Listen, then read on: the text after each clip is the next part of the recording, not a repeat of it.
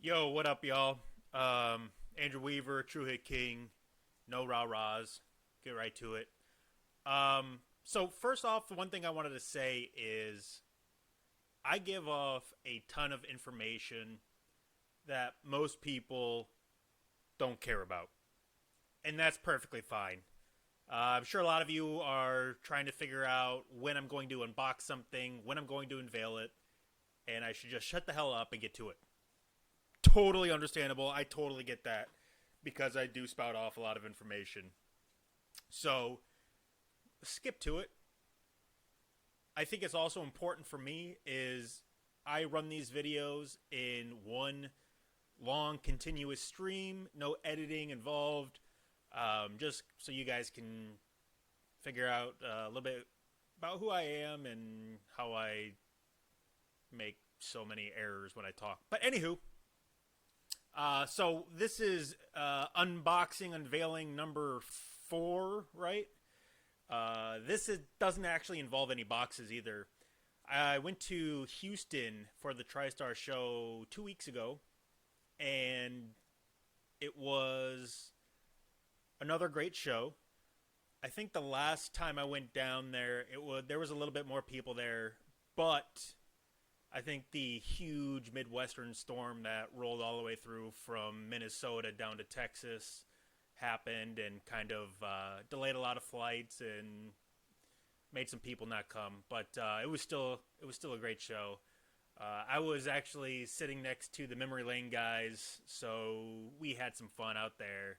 Those guys are awesome people, so shout out to those Memory Lane guys, who probably aren't going to watch this video anyway, so what does it matter? One of the cool things, though, is I actually got a lot of videos of people sending me links of videos, people talking about my stuff and about the historical market in general. There was a lot of YouTubers and vloggers and all that stuff, which I clearly don't really know what I'm doing still.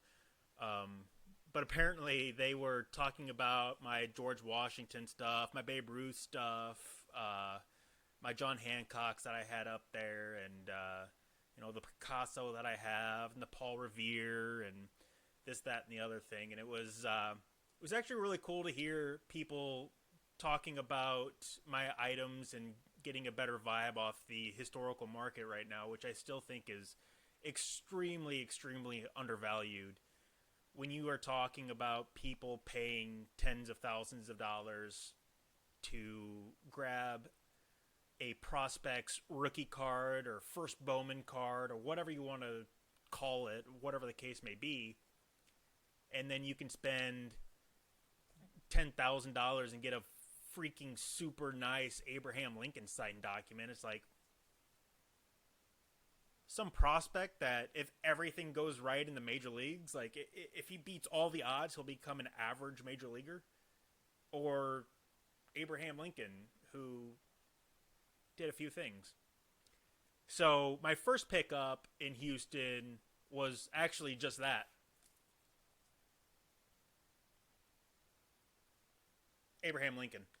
Uh, yeah, it's pretty exciting to whenever you get an old guy like Abe Lincoln little document. It's a note, and it reads, "Let this man take the oath of December 8th, 1863, and be discharged." Now, again, this is me telling you to fast forward, because I already know every one of you knows what the oath of December 8th, 1863 is, so I don't really have to repeat it, but I'm going to anyway. Uh, this was a decree by Abraham Lincoln just saying if you fought for the South and now you pledge to the North, we will pretty much forgive you for all transgressions. So this person got the pledge, and that was that.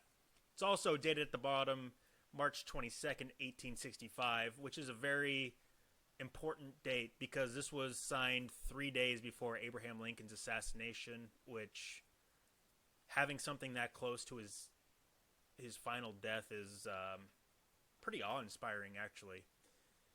just having something like that so close to his end, which he had no idea was even going to come at that point in time, is humbling to say the least. Um, but I was really happy to get it. I know the person I got it from is a good friend of mine, and we worked out a good deal. He was really happy with it too. So, all right, and then I got one more thing from the show. So it's just a quick two-parter, and it's in this little case, if you even want to call it that. So what do we got here? Haha. Paperwork, right? Like I said, this is video 4, and if you don't realize that I like paperwork already, then I don't know what to tell you. Really have no idea what to tell you. Speaking of no idea what to tell you, here it is. Yeah, this is a yearbook from 1992 from Lower Merion Junior High. I say Lower Merion, a lot of you probably figure out exactly who it is and what's going on here. So this is a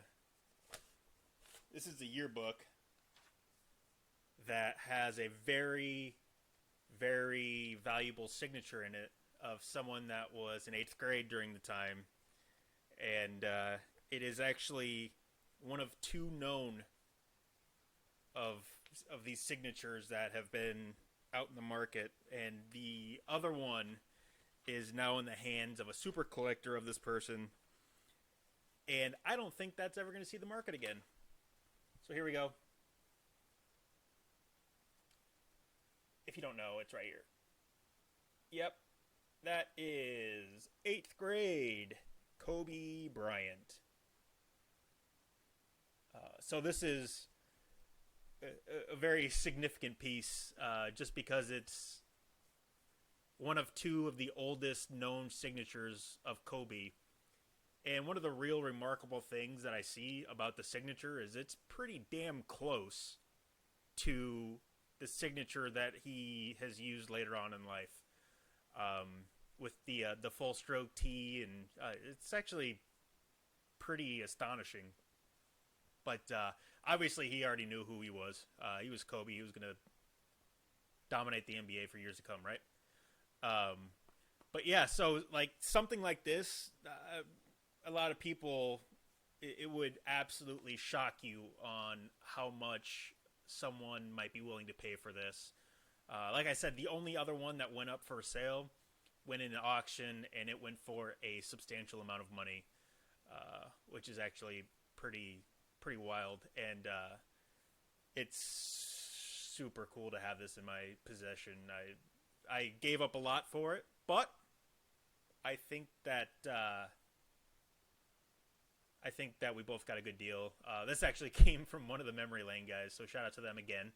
But anywho, so those were the 2 things. Those were my thoughts about the TriStar Houston show, and it was a really good time. I know that a lot of us are cooped inside, and it's just nice to get out and talk about something that you enjoy, the hobby, everything like that.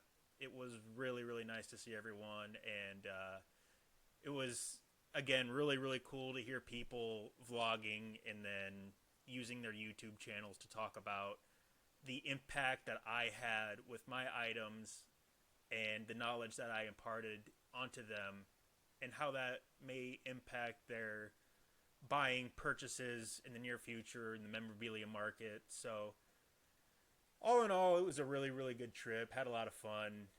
Talked to a lot of friends, and it was wonderful. So 2 items. Video number 4 in the books. Peace out.